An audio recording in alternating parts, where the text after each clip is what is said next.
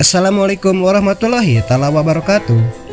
Hai guys, selamat datang berjumpa lagi dengan channel ini.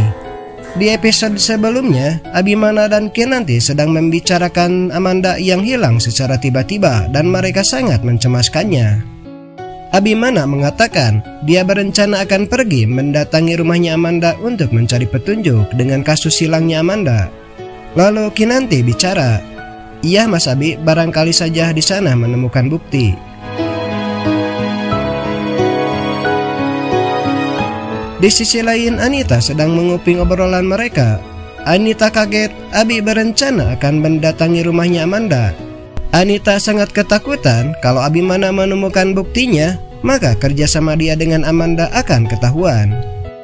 Lalu Anita menemui mereka dan berkata kepada Abimana bahwa dia akan ikut dengannya untuk mendatangi rumah Amanda.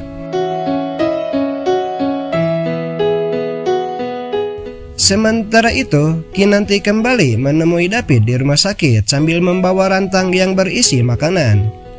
Kinanti berkata, "Pid, ternyata Amanda pergi itu karena Mas Abi." Namun David membantahnya. David berkata, "Tidak mungkin Abi, karena aku tahu dia sebenarnya."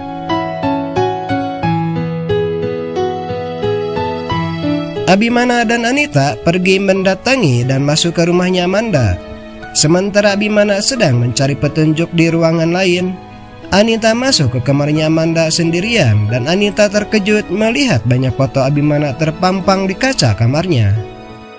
Sebelum diketahui Abimana, kemudian fotonya itu diambil dan dimasukkan ke dalam tasnya dia. Anita berkata, "Untung aku masuk duluan." Di sisi lain, Abimana tidak menemukan petunjuk apapun. Namun Abimana punya kecurigaan di tempat itu.